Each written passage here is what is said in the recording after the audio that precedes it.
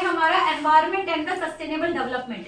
अब पहला क्वेश्चन यहाँ पर उठ जाता है कि एनवायरमेंट होता क्या है। तो बेटा एनवायरमेंट जो होता है, जो भी चीज आपको अपने सराउंडिंग में दिखाई देती है वो सब एनवायरमेंट है। अब कंफ्यूजन ये होती है कि सराउंडिंग में क्या, हम जनरली जो बच्चे होते हैं वो लिख नहीं पाते हैं कि एनवायरमेंट को कैसे डिफाइन करें।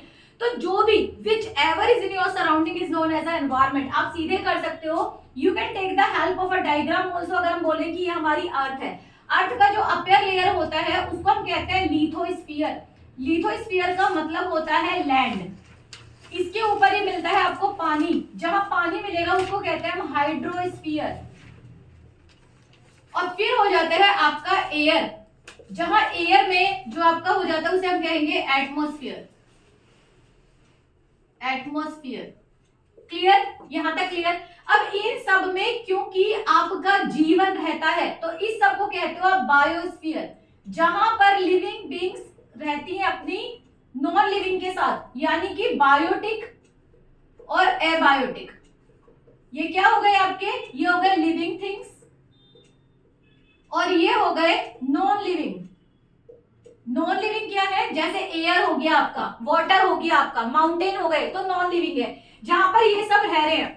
तो ये सब मिलके हमारा क्या बनता है, ये बनता है हमारा environment. What it is known as, it is known our environment. तो ये हमारा एनवायरमेंट है, यानी वॉट एवर सराउंडिंग अर्थ, जो भी each and everything found on earth is known as a environment. या इसे ही बोलते हैं हम वातावरण। वातावरण के अंदर एयर भी है, पानी भी है, लैंड भी है, आपका बायोटिक यानी कि जीवित प्राणी भी है और अजैविक भी है, अजैविक पदार्थ भी है, एयर है, वाटर है। ये सारे के सारे सराउंडिंग में मिलते हैं, आपस में प्रक्रिया करते हैं, जिससे हम क्या कहेंगे, जिससे हम बोलेंगे कि ये एक एनवायरमेंटल प्रोसेस के अंदर है। क्लियर हुआ। जब एक, क्योंकि इन सब रिसोर्सेज को यूटिलाइज कौन कर सकता है, उनको यूटिलाइज कर सकता है ह्यूमन। ह्यूमन जब अपने रिसोर्सेज को यूटिलाइज करता है, वो क्यों कर रहा है, क्योंकि वो ग्रोथ चाहता है। जैसे जैसे प्रोडक्शन बढ़ेगा, जैसे जैसे डेवलपमेंट होता चला जाएगा, वैसे वैसे जो एनवायरमेंट होता है उसको हार्म पहुंचना शुरू होता है। क्योंकि आपने देखा होगा गांव है तो गांव के अंदर बड़ी ठंडी सी साफ हवा चलती है, लेकिन कंपनी वहां चली जाएंगी तो वहां से निकलने वाला जो पॉल्यूशन है वो सब हवा में मिलना शुरू हो जाएगा। और जब ये मिलना शुरू हो जाता है तो इसी से एनवायरमेंट जो होता है वो पॉल्यूट होना शुरू होता है। और इसीलिए हम इस चैप्टर को पढ़ रहे हैं कि हम एनवायरमेंट को प्रोडक्शन के साथ साथ, जैसे जैसे हम डेवलपमेंट कर रहे हैं, जैसे जैसे हम प्रोडक्शन को बढ़ा रहे हैं, जैसे जैसे हम अपनी जीडीपी बढ़ा रहे हैं, तो उसका असर हमारे एनवायरमेंट पे क्या हो रहा है और किस तरीके से हम इन्हीं रिसोर्सेज को अपनी आने वाली जनरेशन तक पहुंचा सके। यही है इस चैप्टर का बेसिकली लॉजिक। समझ में आया। यहाँ पर पहली चीज हमने क्लियर की कि what does mean by environment या what is environment. Environment is everything which is surround us is known as environment. You can take the diagram in which we have lithosphere, hydrosphere, atmosphere.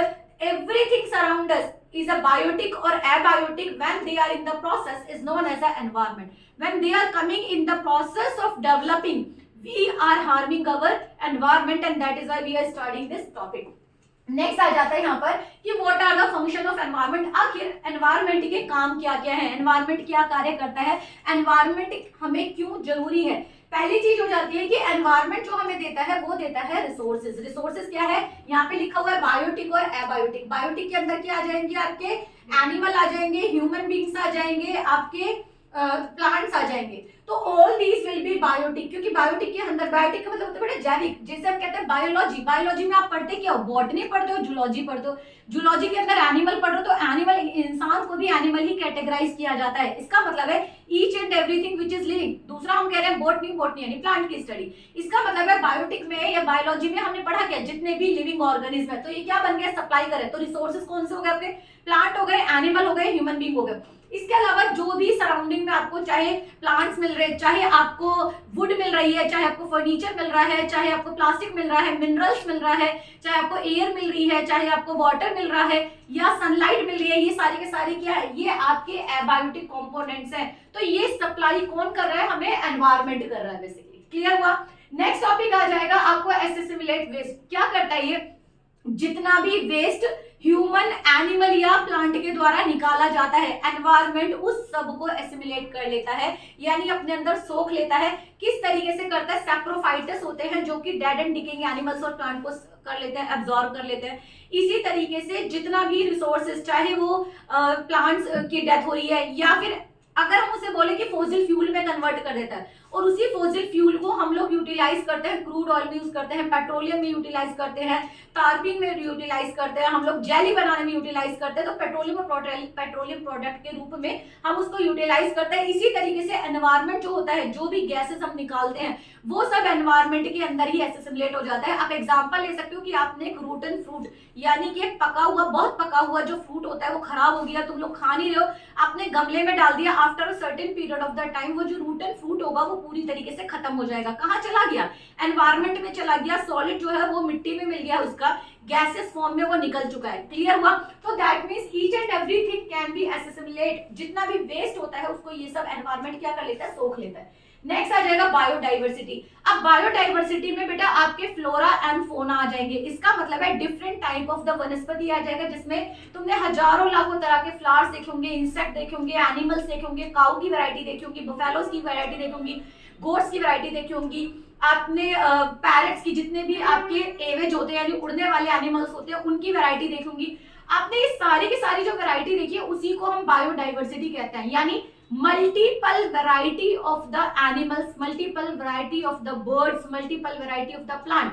ये सब हमें कहाँ मिलते हैं? Environment में मिलते हैं। ये एनवायरमेंट हमें क्या देता है? बायोडाइवर्सिटी देता है। इसके साथ साथ ये देता है हमें एस्थेटिक सीनरीज। एस्थेटिक सीनरीज का मतलब क्या होता है? हमें बहुत प्यारी प्यारी लोकेशन देखता है, जिसको हम देखकर हम, जैसे अगर हम सूरज को देखते हैं तो सूरज को हम कंसीडर करते हैं कि हमें रोशनी दे रहा है, तो हम उसे एक गॉड की तरीके से मानते हैं। मून को हम एक गॉड की तरीके से मानते हैं, रिवर को हम एक गॉड की तरीके से मानते हैं, पीपल को हम गॉड की तरीके से मानते हैं। बहुत सारी सुंदर जो इमेजेस होती हैं, जैसे कि पहाड़ों पर अगर आप देखते हो तो पहाड़ों की जो ब्यूटिफिकेशन होती है, बहुत सारी सीनरी हमें देती है जो हमारा मोरल हमें स्ट्रॉन्ग बनाती है, बेसिकली जो हमें नेचुरल ब्यूटीज होती हैं। तो दीज आर बेसिकली की एस्थेटिक सर्विसेज हमें कहाँ से मिल रहा है? यहाँ पर हमें वो मिल रहा है हमें एनवायरमेंट से। लाइक तुमने देखा होगा बरगद की पूजा लोग करते हैं, सांप की पूजा लोग करते हैं, डिफरेंट हमारे एनिमल्स की लोग पूजा करते हैं, हम लोग गाय की पूजा करते हैं। तो these are basically the aesthetic services. मिली कहाँ से? सारा ये सारा मिला है हमें एनवायरमेंट से। नेक्स्ट अगर हम बात करते हैं यहाँ पर, तो एनवायरमेंट के फंक्शंस को अगर हम और ज्यादा डिफाइन करते हैं तो यहाँ पे कुछ टर्म्स आ जाती है कि एनवायरमेंट से हमें क्या मिलता है और एनवायरमेंट है क्या। एनवायरमेंट में सबसे पहला जो टर्म आ जाता है वो आ जाता है कैरिंग कैपेसिटी। कैरिंग कैपेसिटी का मतलब क्या होता है? आज की डेट में जैसे जैसे आगे हम बढ़ते जा रहे हैं वैसे वैसे पॉपुलेशन भी इंक्रीज हो रही है। एज यू नो ऑल कि पॉपुलेशन हमारी प्रीवियसली अगर हम बात करते हैं 1947 में तो अप्रॉक्सिमेट 37 करोड़ थी। आज की डेट में अगर हम बात करते हैं तो 143 मिलियन से भी ज्यादा हम लोग हो चुके हैं, 143 करोड़ से ज्यादा हम लोग हो चुके हैं। तो वी कंसीडर कि जो हमारी कैरिंग कैपेसिटी है, सब कुछ एनवायरमेंट क्या ले रहा है? लेता जा रहा है, लेता जा रहा है। जो भी हमें रिसोर्सेज चाहिए वो क्या है? हमें वो देता जा रहा है। तो इसे ही हम क्या कह रहे हैं? कैरिंग कैपेसिटी कह रहे हैं कि जो भी रिसोर्सेज एनवायरमेंट में डेवलप हो रहे हैं, प्रोड्यूस हो रहे हैं, बन रहे हैं, कंपनियां बन रही हैं, उन सबको वो एक मैनेजमेंट करके चल रहा है। इसी से रिलेटेड कैरिंग कैपेसिटी और एब्जॉर्प्टिव कैपेसिटी जो होती है वो अप्रॉक्सी एक ही सेम है। कैरिंग का मतलब होता है आप अपने साथ कितना लेके चल सकते हो, है ना। एज अ सेम है एनवायरमेंट अपने साथ कितना लेके चल सकता है। वो कह रहा है मेरे पास बहुत ताकत है, आप ले आओ। लेकिन क्या पॉल्यूशन को लेने की ताकत है? नहीं है। पॉल्यूशन की कैरिंग कैपेसिटी एक लिमिट तक होती है। आपने सुना होगा नेचर क्लीन्स इटसेल्फ, नेचर अपने आप को क्लीन कर लेती है। जिसमें आपने सुना होगा फ्लड आ गया है, अर्थक्वेक आ गई है, लैंडस्लाइड्स आ गई हैं, आपदाएं हो जाती है। केदारनाथ की आपदा जब सुनी थी तो यहाँ पर बोला गया था कि केदारनाथ के अंदर क्योंकि बहुत सारी मैन मेड एक्टिविटीज बढ़ गई थी वहां पर, इस वजह से कुदरत ने, प्रकृति ने अपने आप को क्लीन करने की मुहिम चला दी एक तरीके से। तो हमने बहुत सारी ऐसी चीज देखी है कि यहाँ पर जो एनवायरमेंट होता है उसके पास कैरिंग कैपेसिटी है जो लिमिटेड है और इंसान को ये समझना चाहिए। नेक्स्ट एग्जॉटिक कैपेसिटी के अंदर हम बात करें कि एनवायरमेंट को अगर आपने डिग्रेड किया, एनवायरनमेंट को डिग्रेड किया तो उसको क्लीन करने का काम केवल एनवायरनमेंट का नहीं होता। हालांकि एनवायरनमेंट अपने आप को सब चीजों को एब्जॉर्ब कर रहा है, लेकिन एब्जॉर्ब करने के बाद क्या करना पड़ेगा, अगर वो क्लीन कर पाएगा तो बचेगा, अगर क्लीन नहीं कर पाएगा तो नहीं बचेगा। क्या कह रहे हैं, ये कह रहे हैं everything is for the need, nothing is for the grid.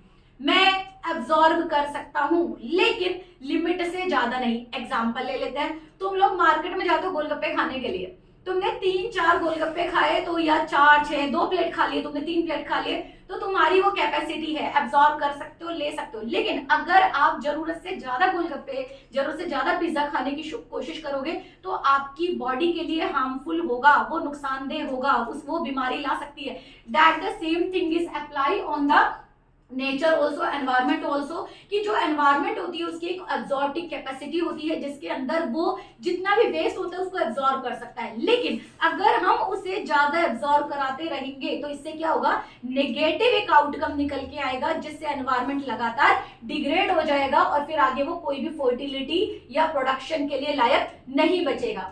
Next हम बात कर रहे हैं ग्लोबल वार्मिंग। बेटा अब ये टर्म जो आ जाता है ये बहुत ज्यादा इंपॉर्टेंट है कि आखिर ग्लोबल वार्मिंग क्या होती है, और 99% आपके पेपर के अंदर यहाँ से क्वेश्चन निकलते हैं, what is global warming and what is ozone depletion. हालांकि दोनों जो हैं वो एक जैसे ही लिंक के हैं, बट इसको समझ लेते हैं ग्लोबल वार्मिंग होता क्या है।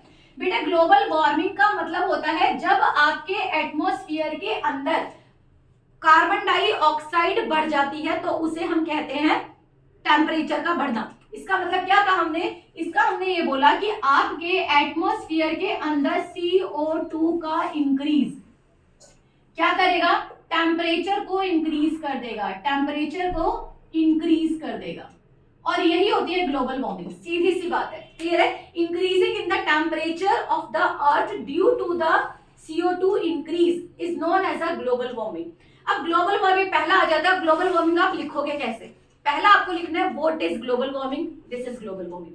देन लिखना है what are the reason of global warming, तो आप बोलोगे ह्यूमन एक्टिविटीज हो गया, रेफ्रिजरेटर चलना हो गया, फायर एक्सटिंग्विशर का यूटिलाइज करना हो गया, एसी का यूटिलाइजेशन करना हुआ, बैटरीज का यूटिलाइजेशन करना हुआ, जिसकी वजह से CO2 बहुत ज्यादा बढ़ जाता है, जिसकी वजह से टेम्परेचर बहुत ज्यादा बढ़ जाएगा, और इसी को हम क्या बोलेंगे, ग्लोबल वार्मिंग बोलेंगे। डिटेल में कर दो, पहला वर्ड क्या लिख लिया आपने, मीनिंग ऑफ ग्लोबल वार्मिंग, दूसरा क्या लिखा, reason of global warming, clear है। तीसरी चीज जो आप करोगे वो है इम्पैक्ट ऑफ ग्लोबल वार्मिंग। क्या करोगे, impact of global warming. Impact क्या होगा, इम्पैक्ट होने की वजह से पहला है टेम्परेचर आपका इंक्रीज हो जाएगा, दूसरा टेम्परेचर इंक्रीज होने की वजह से बहुत सारे एनिमल हैं जो कि एक्सटिंक्ट में पहुंच जाएंगे, क्योंकि उतने बड़े वो टेम्परेचर में वो नहीं रह सकते।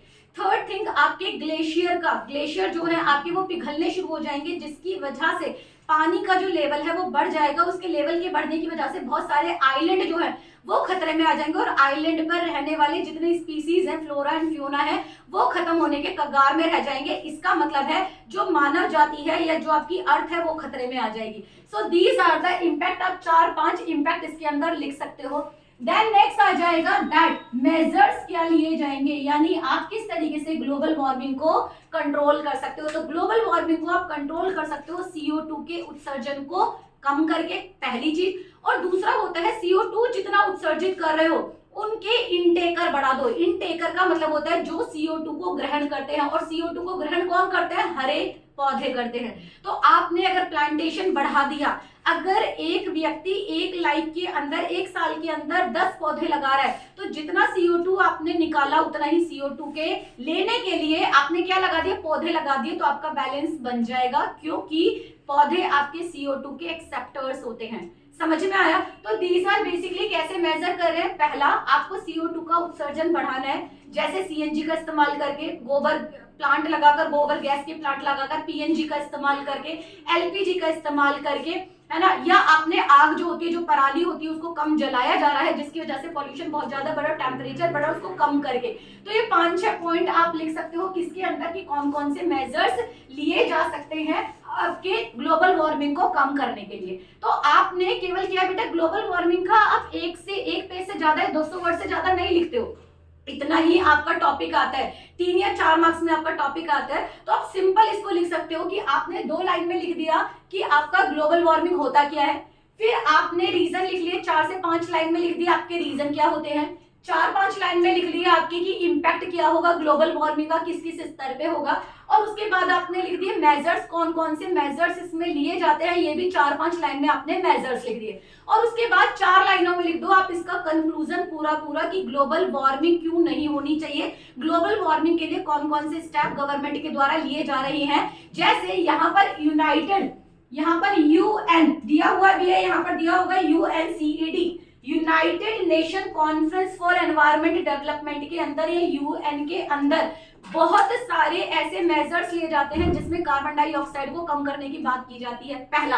दूसरा आ जाएगा यहाँ पर यूएनसीडी हो गया, दूसरा हो गया यहाँ पर पेरिस समझौता, पेरिस समझौता किया गया था या पेरिस एग्रीमेंट किया गया था ग्लोबल वार्मिंग को कंट्रोल करने के लिए। थर्ड आ जाएगा यहाँ पर क्योटो प्रोटोकॉल, क्योटो प्रोटोकॉल। बेटा प्रोटोकॉल का मतलब क्या होता है, प्रोटोकॉल का मतलब होता है नियम।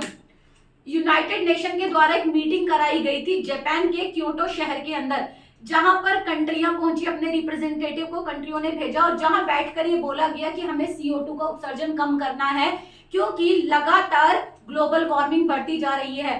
हालांकि भारत ने इस टारगेट को 2021 के अंदर ही प्राप्त कर लिया था। आज की डेट में ग्लोबल वार्मिंग 2% से ज्यादा नहीं होनी चाहिए, जबकि भारत का जो ग्लोबल वार्मिंग का रेशो है वो 1.2% से भी कम आका जा रहा है आज की डेट में। क्लियर हुआ? तो दिस आर, ये है ग्लोबल वार्मिंग का। अगर आप इतना लिखते हो तो that is more than sufficient. Clear हो गया? जो जो पॉइंट मैंने आप लोगों को बताए हुए हैं, आप लोगों ने आई होप आपने नोट कर लिया और उनको ऐसे ही लिखोगे तो आपका पूरा एक अच्छा सा आंसर तैयार हो जाएगा। नेक्स्ट अब हम आ जाते हैं नेक्स्ट टॉपिक पे, that what is ozone depletion. बेटा ओजोन डिप्लेशन इज बेसिकली किसकी वजह से होता है? अगेन सेम आ जाएगा, मैंने बताया था कि आपका जो ग्लोबल वार्मिंग है, ओजोन डिप्लेशन है, वो दोनों एक तरीके से सेम मिलकर जुलते हैं। कैसे? ओजोन डिप्लेशन का मतलब क्या है? आपकी अर्थ है, अर्थ के ऊपर आपका एटमॉस्फेयर है, स्ट्रेटोस्फीयर में एक लेयर होती है जिसका नाम है O3 या ओजोन। O3 इसका फॉर्मूला होता है और इसको कहते हैं ओजोन लेयर। कहां पर है ये? स्ट्रेटोस्फीयर में। अब ये क्या काम करती है? सन से आने वाली यूवी रेजेस को वो रोकने का काम करती है, सन से आने वाली यूवी रेजेस को रोकने का काम करती है। अब ये कह रहे हैं डिप्लेशन, ओजोन डिप्लेशन है क्या? तो thinner the ozone layer, thinner का मतलब होता है पतला हो जाना। ये इस तरीके से, अगर मैं बोल रही हूँ ओजोन यहाँ पर एक्यूमुलेट है, इकट्ठी है, अब ये अगर हल्की हो जाए यहाँ पर, इसी थिनिंग को ओजोन डिप्लेशन बोला जाता है। क्या कह रहे हैं? ओजोन डिप्लेशन क्या है? बेसिकली मीनिंग हो गया ओजोन डिप्लेशन का क्या? Thinning of the ozone layer is known as a ozone depletion, जिसे आप ओजोन होल कहते हो या ओजोन लेयर के अंदर गड्ढा बोलते हो। बेसिकली वो होती है थिनिंग होना। इससे क्या होगा? जब भी थिनिंग होगी तो यूवी रेजेस जो है वो अर्थ की सरफेस में आ सकती हैं। अब यहाँ पे पूछा जाएगा, जैसे हमने सेम उसमें किया था ग्लोबल वार्मिंग में, इसमें भी करेंगे। ओजोन लेयर, ओजोन डिप्लेशन है क्या? Thinning of ozone layer is known as a ozone depletion. अब दूसरा हो जाएगा, सेकंड पॉइंट हो जाएगा मीनिंग के बाद इसके रीजन क्या है। रीजन क्या है बेटा? इसके रीजन है CFC, HFC, CO2, इन सब का बढ़ना। CFC is a chlorofluorocarbon, HFC is a hydrochlorofluorocarbon and यहाँ पर CO2 is your carbon dioxide. अगर एटमॉस्फेयर के अंदर ये सारी गैसेस बढ़ रही हैं तो वो जाके ओजोन लेयर तक पहुंचेंगी, वहां पर जाकर एक्यूमुलेट हो जाएंगी और ओजोन लेयर को वीकर करने का काम करती हैं। यही रीजन होता है ओजोन डिप्लेशन का। अब ओजोन डिप्लेशन का नेक्स्ट आ जाएगा कि इम्पैक्ट क्या होने वाला है। ओजोन लेयर का इम्पैक्ट क्या होगा? अगर डिप्लेट हो जाती है तो अल्ट्रा वायलेट रेसेस जो है वो आपके एनवायरनमेंट में आ जाएंगी, जो इम्पैक्ट करेंगी आपके प्लांट्स को, प्लांट्स की क्वालिटी को। आपके एनिमल्स के लिए बहुत सारी थ्रेट आ जाएगी, और ह्यूमन के लिए उनको स्किन कैंसर जैसी बीमारी हो सकती है। बहुत सारी कैंसर वाली रेसेस जो है वो एनवायरनमेंट में आ जाएगी, जिससे बहुत सारी बीमारियां जनरेट हो जाएंगी। तो ये इम्पैक्ट होगा। साथ ही साथ बहुत ज्यादा मात्रा में एसिडिटी बढ़ने के चांसेस रहेंगे और एसिड रेन की संभावनाएं बढ़ जाएंगी। क्लियर हुआ? नेक्स्ट अगर हम बात करते हैं यहाँ पर इम्पैक्ट के बाद इसके मेजर्स क्या लिए जा सकते हैं, आखिर इसकी रोकथाम कैसे की जाएगी। पहली चीज आ जाती है कि जो भी हमारे इक्विपमेंट है जो कि CFC निकालते हैं, रेफ्रिजरेटर हो गया है आपका, AC हो गया है आपका, फायर एक्सटिंग्विशर्स हो गए हैं, तो कोशिश ये की जानी चाहिए कि ये जो गैसेस है या ग्रीन हाउस गैसेस जो हैं, उनके मीथेन हो गया आपका, आपकी मीथेन के साथ आपकी अदर जो गैसेस होती हैं वो सारी की सारी क्या करेंगी, एक्यूमुलेट हो जाती है एनवायरमेंट के अंदर, तो इन्हें कंट्रोल किया जाना चाहिए। यानी कि अगर आवश्यकता नहीं है तो आपको इन सब इक्विपमेंट को यूटिलाइज नहीं करना चाहिए। दूसरा, जो एनवायरमेंट को कंट्रोल करने वाले मेजर्स लिए जाते हैं, जो आपने ग्लोबल वार्मिंग की है इसके अंदर भी है कि गवर्नमेंट यहाँ पे डिसीजन ले कि कौन कौन से इक्विपमेंट में, जैसे आज की डेट में आपके व्हीकल 6 ग्रेड आ गए हैं, मानक आ गए, नॉर्म्स आ गए हैं गाड़ियों के लिए। इसी तरीके से आपकी चीज जिससे कि ओजोन लेयर को डिप्लेट होने से बचाया जा सके, बहुत सारे पौधे लगाया जा सके जिससे कि कार्बन को स्क्वीज किया जा सके, रोका जा सके एटमॉस्फेयर में फैलने से। क्लियर हुआ? ये सब मेजर्स लिए जाएंगे और मेजर्स लेने में सेम है। यूएनसीईडी का काम बेटा यहाँ पर भी होगा, United Nation conference for environment development के द्वारा गाइडलाइन जारी की जाती है ओजोन लेयर को डिप्लेशन से बचाने के लिए। पहले इसमें आया था सीएफसी को कम करने के लिए, फिर आया एचएफसी का, इसका रिप्लेसमेंट होना चाहिए। अब आ गया कि एचएफसी को भी कम करना चाहिए जिससे कि ओजोन को डिप्लेशन से बचाया जा सके। और इसके लिए जो प्रोटोकॉल आता है उस प्रोटोकॉल का नाम है मॉन्ट्रियल प्रोटोकॉल। मॉन्ट्रियल एक जगह है कनाडा के अंदर जिसमें एक मीटिंग होती है और इस मीटिंग के अंदर जो भी कंट्रीज के रिप्रेजेंटेटिव होते हैं वो डिसीजंस लेते हैं कि हम देश दुनिया के अंदर जो ओजोन का डिप्लेशन हो रहा है अंटार्कटिका के ऊपर उसको कम करने के लिए प्रतिबद्ध है। That we are not clearing, we are reducing the emission of CFC, HFC and carbon dioxide from the atmosphere. After that again same आ जाएगा मेजर्स के बाद कि आप इसका लिखोगे कंक्लूजन अगले 3 या 4 लाइन के अंदर। सेम जैसे अभी मैंने ग्लोबल वार्मिंग बताया, सेम आपको क्या करना है, ओजोन लेयर के डिप्लेशन का क्वेश्चन भी आपका वही सेम 200 वर्ड्स के अंदर आता है जनरली, या आप लगभग 125 वर्ड से लेके कितना भी आ सकता है। उसमें सबसे पहले आप दोगे what is the meaning of the ozone depletion, ozone depletion का कंपोजिशन कहां से आता है, O3 इसका है फॉर्मूला है। नेक्स्ट आ जाएगा रीजन क्या होता है ओजोन डिप्लेशन के, वो आप देंगे। उसके बाद इंपैक्ट देंगे कि किस किस के ऊपर क्या क्या इंपैक्ट डालेगा। उसके बाद आप मेजर्स लिखेंगे और मेजर्स में आप प्रोटोकॉल्स लिख देंगे, कौन सा मॉन्ट्रियल प्रोटोकॉल और यूएनसीईडी। और उसके बाद कंक्लूजन करके 2 से 3 लाइन के अंदर आप इसमें ओजोन डिप्लेशन का एक अच्छा टॉपिक बना सकते हैं। आई होप आपको क्लियर हुआ होगा। नेक्स्ट अब हम बात कर रहे हैं यहाँ पर कि स्टेट द इंडियाज एनवायरमेंट। अब ये कह रहे हैं भारत का एनवायरमेंट कैसा है, ये तो हमने पूरे वर्ल्ड की बात कर ली। अब ये कह रहे हैं आखिर भारत का एनवायरमेंट कैसा है। पहला बेटा, भारत एक कृषि प्रधान देश है, तो जहां भारत के अंदर कृषि ज्यादा होती है, एग्रीकल्चर ज्यादा होती है, तो वहां पे फर्टिलाइजर का बहुत ज्यादा इस्तेमाल किया जाता है और फर्टिलाइजर के इस्तेमाल की वजह से भारत के अंदर पॉल्यूशन बढ़ने की संभावनाएं ज्यादा है। उसका रीजन है कि ज्यादा से ज्यादा फर्टिलाइजर्स को लगाकर लोग ज्यादा से ज्यादा उससे बेनिफिट लेना चाहते हैं। उसका रीजन है क्योंकि पॉपुलेशन इंक्रीज है और इंक्रीजिंग पॉपुलेशन की डिमांड को पूरा करने के लिए क्या इस्तेमाल किया जाता है, फर्टिलाइजर। जबकि ये फर्टिलाइजर हमारी लैंड को डिग्रेड करते हैं, एयर पॉल्यूशन करते हैं, लैंड पॉल्यूशन करते हैं, वाटर पॉल्यूशन करते हैं, जिसकी वजह से बहुत सारे एनिमल और प्लांट मर जाते हैं। तो यहाँ पर एक बहुत बड़ा रोल निकल के आता है हम लोगों का, इवन साथ में एनजीओस का या गवर्नमेंट का, कि हम लैंड को पॉल्यूशन फ्री बनाए और यहाँ पर हम बायोलॉजिकल चीजों को यूटिलाइज करें, मैन्योर को यूटिलाइज करें, नेचुरल खाद को यूटिलाइज करें rather than using the fertiliser for the more crop. इसी तरीके से पानी का जो हम यूटिलाइज करते हैं वो हम बहुत सारी गवर्नमेंट ने बहुत सारी प्लानिंग बनाई हुई है जिसमें हम क्या कर सकते हैं, जैसे पर ड्रॉप मोर क्रॉप, कि थोड़ा पानी देके हम ज्यादा से ज्यादा क्रॉप को उगा सकते हैं, जिससे हम लैंड के डिग्रेडेशन को रोक सकते हैं। नेक्स्ट आ जाएगा इंडस्ट्रियल। इंडस्ट्री का जो भी कूड़ा कचरा, जो भी गंदगी होती है, जो भी सीवेज होता है, वो डायरेक्टली बहा दिया जाता है नदियों के अंदर। बिना अनट्रीटेड जो गैसेस होती है वो छोड़ दी जाती है एनवायरमेंट के अंदर। जिसका एग्जांपल आप देख रहे हो कि हमारा जो ताजमहल है वो पहले येलो और आज की डेट में वो ब्लैकिश होना शुरू हो गया है। उसका रीजन है कंपनियों से निकलने वाली गंदगी। इसी के साथ साथ यमुना के अंदर छठ पूजा के अंदर आपने बहुत सारा देखा, वहां झागी जाग होते हैं, गंदगी है सारी, वाटर इम्प्यूरिफाइड होता चला जा रहा है। दिल्ली का अगर आप पानी उठा के देखो तो दिल्ली के पानी के अंदर कोई भी सूंघ के बता देगा दिल्ली का पानी है, क्योंकि वो इतना ज्यादा पॉल्यूटेड हो चुका है, क्योंकि उसको क्लीन कर करके ही लोगों के पास पहुंचाया जा रहा है। तो दिस इज आवर ड्यूटी कि हमारी जो भी इंडस्ट्रीज होती है उन इंडस्ट्री से निकलने वाला जितना भी सीवेजेस, अगर इंडस्ट्री या प्रोडक्शन है तो डेवलपमेंट है तो ऑब्वियस है पॉल्यूशन तो फैलेगा, लेकिन उस पॉल्यूशन को हम फैलने से नहीं रोक सकते, उसके असर को कम कर सकते हैं, उसके इम्पैक्ट को कम कर सकते हैं अगर उस पॉल्यूशन को ट्रीट करके, अगर उस पॉल्यूशन को ट्रीट कर दिया जाए, अगर उस गंदगी को ट्रीट कर दिया जाए तो कम से कम हार्म होगा सोसाइटी के अंदर। क्लियर हुआ? तो यहाँ पे जब हम डेवलपमेंट की बात करते हैं तो डेवलपमेंट में हम एनवायरनमेंट को पोल्यूट कर रहे हैं, लेकिन डेवलपमेंट करते हुए अगर हम ऐसी टेक्नोलॉजी को ले लें जिससे बहुत ज्यादा हार्म अगर एनवायरनमेंट को नहीं होता है तो उससे हमारे एनवायरनमेंट को बचाया जा सकता है। नेक्स्ट हम बात करें लैंड डिग्रेडेशन, जो मैंने यहाँ पर अभी इसके साथ कंप्लीट कर दिया है। एज सेम इज मैंने बायोलॉजिकल जो चीजें हैं वो भी मैंने यहाँ पर क्लियर कर दी है कि बहुत सारी बायोलॉजी को बचाया जा सकता है, फ्लोरा फ्योना को बचाया जा सकता है अगर हम अपने एनवायरनमेंट को पोल्यूट होने से बचा लें।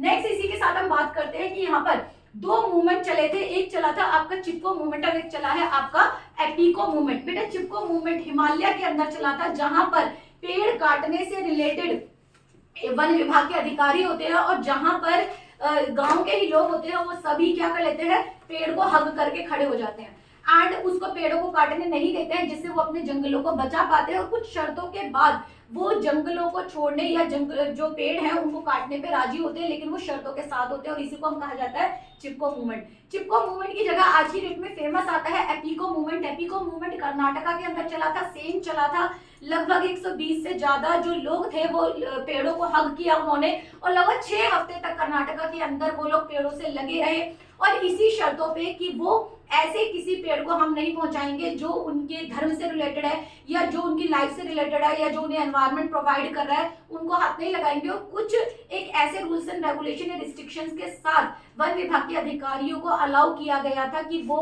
वहां पर उस जंगलों के अंदर पेड़ों की कटाई की जा सकती है। तो यही आपका अपिको मूवमेंट जो हुआ था वो आपका 8 सितंबर 1983 में हुआ था। क्लियर हुआ? आज भी बहुत सारी ऐसी जगह है जहां पर अपने मतलब के लिए पेड़ काटे जाते हैं। द फर्स्ट थिंग इज पेड़ काटने में कोई बुराई नहीं है, अगर आपको डेवलपमेंट करना है तो पेड़ आपको काटना पड़ेगा, लेकिन कोशिश की जाए कम से कम पेड़ कटे और अगर आप एक पेड़ काट रहे हैं तो उसकी जगह पे कम से कम आप 10 पेड़ उगाएं तो आपका एक बैलेंस बना रहेगा। अब मैंने 10 क्यों बोला है? 10 इसलिए बोला है कि जब आप पेड़ उगाते हो तो उसकी अगर निगरानी नहीं करते तो हो सकता है 10 में से एक पेड़ तो बच जाए। तो दिस इज, बचने तो सारे ही चाहिए जिससे कि आपका पॉल्यूशन कम से कम हो, but the thing is there we can not say to anyone, हम सब लोगों को नहीं समझा सकते कि सब लोगों को पेड़ काटने की जगह उगाने हैं। अगर हर व्यक्ति इस बात को ले ले कि जितने पेड़ हम उगा रहे हैं, अगर उतने जितने पेड़ काट रहे हैं उतने ही उगा रहे हैं, तो ये बैलेंस बना रहेगा।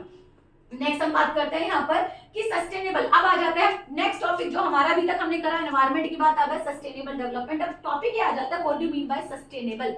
सस्टेनेबल का मतलब होता है जो सस्टेन करे, सस्टेन मींस जो लंबे समय रहे। अब लंबे समय क्या रह सकता है? लंबे समय केवल वही रह सकता है जिसको आप एग्जॉस्ट नहीं कर रहे, जिसको आप बर्बाद नहीं कर रहे, वही एक पीढ़ी से दूसरी पीढ़ी में ट्रांसफर होता है। तो ये कह रहे हैं जब आज की डेट में आप डेवलपमेंट कर रहे हो तो आप अपने रिसोर्सेज को इस तरीके से इस्तेमाल करो कि आपका एनवायरनमेंट कम से कम पॉल्यूट हो, जिससे कि आपका साफ एनवायरनमेंट आपकी आने वाली जनरेशन में ट्रांसफर हो सके, आपका जो डेवलपमेंट है वो आने वाली जनरेशन में ट्रांसफर हो सके, आपके जो रिसोर्सेज है वो इस तरीके से यूटिलाइज करें कि जिससे आप सही तरीके से यूटिलाइज करके फ्यूचर जनरेशन तक कैरी ऑन करवा सके। यही आपका सस्टेनेबल डेवलपमेंट। सस्टेनेबल डेवलपमेंट पे रिपोर्ट आती है यूएनसीईडी की, United Nation conference of environment development की। एनवायरनमेंट को डेवलपमेंट करने के लिए अलग अलग कंट्रियों को कौन कौन से स्टेप लिए जाने चाहिए, जिसके अंदर हम ये मान के चलते हैं इनका जो मोटो होता है वो होता है अवर कॉमन फ्यूचर। अवर कॉमन फ्यूचर क्या है? यानी कि तुम्हारा और मेरा फ्यूचर एक जैसा होने वाला है। फ्यूचर कैसे? अगर हमने एनवायरनमेंट को पॉल्यूट किया तो उसका असर जितना मेरे ऊपर होगा उतना आपके ऊपर भी होगा। इसका मतलब है एनवायरनमेंट को प्रोटेक्ट करने की जिम्मेदारी जितनी मेरी है उतनी आपकी भी बनती है, क्योंकि मैं तो आपको फिर भी पेट्रोल छोड़ के जा रही हूँ, लेकिन अगर आप पेट्रोल इससे ज्यादा गति से लगातार यूटिलाइज करते जाएंगे, इलेक्ट्रिसिटी यूटिलाइज करते जाएंगे, तो क्या आप लोग अपनी जनरेशन को वही रिसोर्सेज ट्रांसफर कर पाओगे? सोचा है कभी? सोच के देखिए जरा कि जब आप रिसोर्सेज इतना ज्यादा यूटिलाइज, आज की डेट में हर बच्चा है लगातार फोन पे बैठा हुआ, फोन को चार्जिंग से लगाए, लगातार लाइट है, 4 लाइटें घर के अंदर चली हुई है, एसी चला हुआ है, एक कमरे का एसी चला हुआ है, दूसरे कमरे का एसी खुला छोड़ा हुआ है, तो ये आप क्या करो? ये अपने लिए नुकसान नहीं कर रहे, हम तुम्हारे लिए कम छोड़ के जा रहे हैं, तुम अपनी आगे वाली आने वाली जनरेशन के लिए कुछ नहीं छोड़ के जाओगे अगर रिसोर्सेज यूटिलाइज करते जाओगे। हम लोग समझ चुके हैं, अब तुम्हारी बारी है कि तुम्हें भी समझना है कि अपने resources, you are not going to live your own life, you are suppose to give your resources to your next generation too. तो अपनी नेक्स्ट जनरेशन को रिसोर्सेज देने की व्यवस्था को ही बोला जाता है सस्टेनेबल डेवलपमेंट। अब सस्टेनेबल डेवलपमेंट के लिए क्या क्या स्ट्रैटेजी होनी चाहिए आपकी? बेटा फर्स्ट स्ट्रैटेजी जो दिया हुआ है वो है आपको नॉन कन्वेंशनल रिसोर्सेज की तरफ भी ध्यान देना चाहिए, यानी कि ऐसे रिसोर्सेज की तरफ भी देखना चाहिए आपको जो रिसोर्सेज आगे फ्यूचर में आने वाले, जैसे आप सोलर पावर का इस्तेमाल कर सकते हो, आप विंड पावर का इस्तेमाल कर सकते हो इलेक्ट्रिसिटी बनाने के लिए, उसके अलावा आप हाइड्रो पावर लिया जा सकता है। इसी के साथ साथ आप कोल पे जो निर्भरता है उसको कम किया जा सकता है। इसी के साथ साथ आप जनरेट जो भी आपकी रिसोर्सेज हैं, जैसे कि गांव के अंदर है वो आज भी काउ डंग पे चीजें बनाई जाती हैं जिससे धुआं निकलता है, जिससे कार्बन डाइऑक्साइड का एमिशन बढ़ जाता है, तो उसकी जगह पर एलपीजी को प्रमोट किया जाना चाहिए, सीएनजी को प्रमोट करना चाहिए पेट्रोल और डीजल की गाड़ी की जगह पर, जिससे पॉल्यूशन को कम से कम किया जा सके और रिसोर्सेज को ज्यादा से ज्यादा बचाया जा सके। इसके अलावा नई टेक्नोलॉजी को इस्तेमाल करके ज्यादा से ज्यादा डेवलपमेंट किया जा सकता है। और मोस्ट इंपॉर्टेंट है कि हम लोग फर्टिलाइजर्स की जगह पर किसका इस्तेमाल करें, हम लोग मैन्योर का इस्तेमाल करें, गोबर खाद का इस्तेमाल करें, बायो कंपोस्टिंग का इस्तेमाल करें। बायो कंपोस्टिंग यानी कि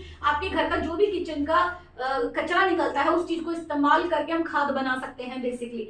तो ये सब चीजें अगर हम इस्तेमाल करते हैं तो हम कहीं ना कहीं अपने एनवायरनमेंट के प्रति अपना प्रेम दिखाते हैं और एनवायरनमेंट को बचाने की कोशिश की जा सकती है। क्योंकि अगर आप एनवायरनमेंट को आज नहीं बचाते हो तो एनवायरनमेंट खुद को सस्टेन नहीं कर पाएगा। एनवायरनमेंट लगातार डिग्रेड होता जा रहा है, जिसकी वजह से ह्यूमन जाति पर ही नहीं, एनवायरनमेंट पे, प्लांट्स पे, एनिमल्स पे, फ्लोरा एंड फ्योना जो इंसान की वजह से बच सकते हैं उनके ऊपर भी थ्रेट आ जाएगा। आई होप पूरा चैप्टर समझ में आया होगा।